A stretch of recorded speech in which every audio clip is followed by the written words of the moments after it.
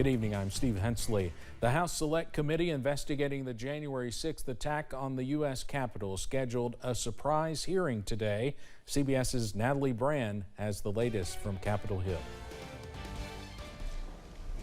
In a last-minute surprise hearing before the January 6th committee, the aide to former President Trump's White House Chief of Staff Mark Meadows said Mr. Meadows hinted about potential problems before the January 6th rally.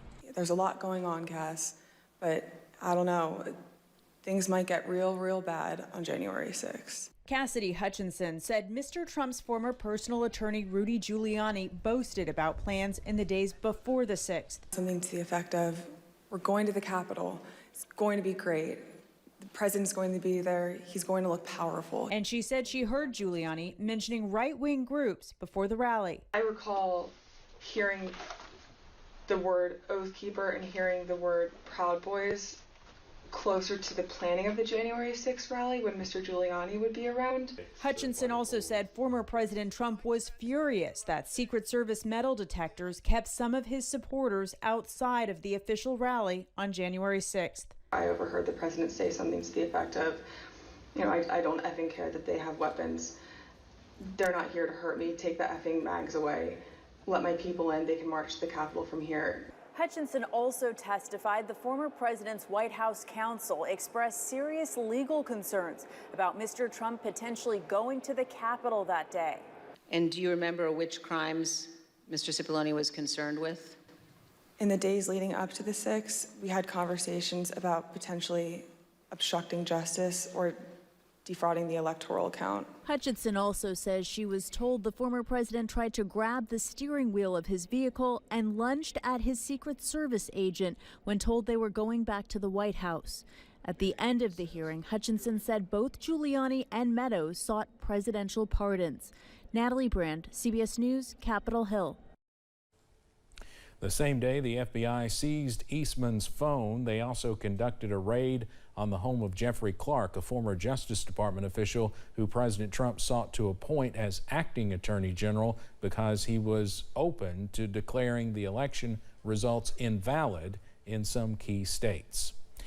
The U.S. announced sanctions on 70 entities, including a Russian state-owned enterprise that consolidates the country's technical capabilities. A ban on new imports of Russian gold is also being implemented. These steps, which were taken in an agreement among G7 leaders, were aimed at weakening Moscow. It appears some progress is being made in that regard. On Monday, Russia defaulted on its foreign debt for the first time in more than a century. A new survey from NerdWallet reveals rising inflation has changed the way consumers save money. In this Watching Your Wallet, consumer investigator Rachel DePompa has one expert's advice on how you can take advantage of increasing interest rates while staying prepared for emergencies. 7 in 10 consumers changed how they save money in response to rising inflation. That's 71% of savers. NerdWallet's survey also found that consumers are keeping more money in their checking accounts right now, according to Chanel Bissett, a personal finance and banking expert with NerdWallet. She says some savers are choosing riskier alternatives like cryptocurrency. Even if folks have been trying to change around their saving strategy to compensate for inflation, they actually could start looking into savings accounts again as an option because rates have started going up. Bissett says it's important for consumers to keep liquid cash on hand in case of emergency. She adds you definitely want to shop around for the best interest rate. And she says keep comparison shopping for the next several months if interest rates change again to make sure you're getting the best return on your money. With this Watching Your Wallet, I'm Rachel DePompa.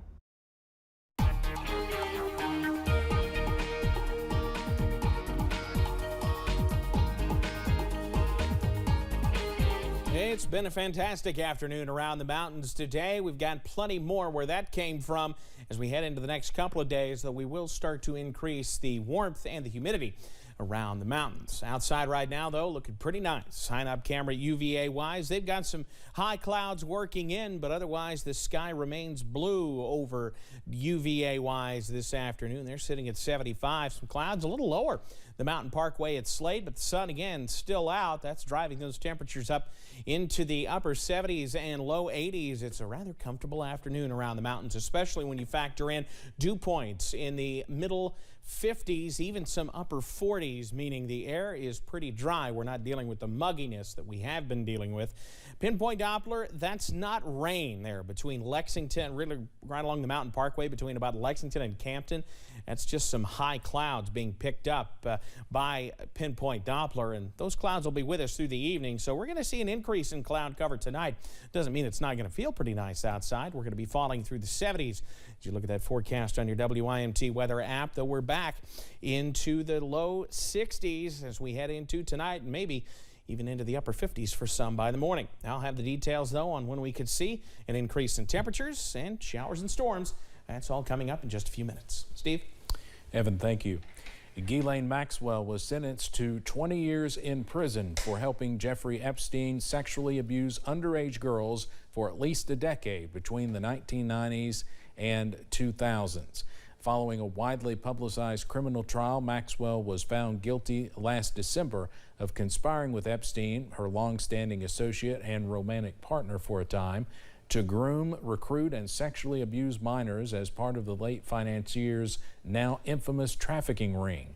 Maxwell was convicted of multiple charges related to sex trafficking and conspiracy. May this sentence demonstrate that it is never too late for the truth to come out and never too late for there to be accountability. If you're someone who's experienced sexual abuse or exploitation and did not feel safe to report those crimes, or were not believed when you did, or were told that the perpetrators would not be held accountable, this is for you. Maxwell's sentence includes 5 additional years of supervised release and a $750,000 fine.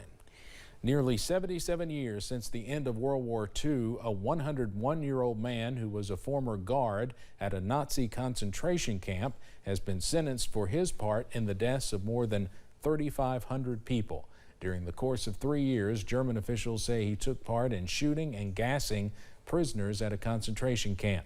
Now he will likely die in prison too, after being sentenced to 5 years for knowingly and willfully aiding and abetting in murder. The man's name has not been made public because of Germany's privacy laws, but German officials say he has shown no remorse and denies what he did. It is estimated that more than 6 million people were killed in Nazi concentration camps during World War II. World Health Organization's officials say the escalating monkeypox outbreak in more than 50 countries should be closely monitored, but does not warrant being declared a global health emergency. They have confirmed more than 3,200 monkeypox infections in about 40 countries that have not previously reported the disease. The organization is creating a vaccine sharing mechanism for monkeypox, which could see vaccines go to rich countries like Britain, which currently has the biggest outbreak beyond Africa. It's just like a traditional vaccine. It builds your immune system. It stimulates your immune system, so you are better prepared to fight the monkeypox you are infected with. It basically how it works, if you want to have it in layman terms. It works in the way that you can get it. You can use the vaccine before you are infected, but you can actually also use the vaccine in a way that you can be vaccinated if you believe you may be infected. Monkeypox belongs to the same virus family as smallpox, but causes milder symptoms, including fever, body aches, chills, and fatigue. More serious cases may result in a rash and lesions. Scientists warn that anyone in close physical contact with someone infected with monkeypox or their clothing or bed sheets is at risk of catching the disease, regardless of their sexual orientation. The Supreme Court's decision to overturn Roe v. Wade was met with strong and mixed reaction. One doula in Lexington is expressing her disappointment. She provides support for pregnant women and has even driven those who wanted to terminate their pregnancies to Kentucky's only abortion clinic in Louisville before it closed. That's something that nobody should go through alone. So I'm going to be the person to hold your hand, to listen to you cry. After the ruling, she says all she can think about are her clients. With abortions now banned in Kentucky, she's afraid women will look for other alternatives, ones that are unsafe and potentially life-threatening. She says she will continue to support her clients the best way she can, including potentially taking them to states like Illinois, where abortions are still legal. Coming up on Mountain News at 5:30, what do rising temperatures and extreme weather events have in common? Some scientists say climate change may be the common link. And it's been a nice start to the work week, but things look to get a little warmer as we head into the rest of the work week. Details are coming up.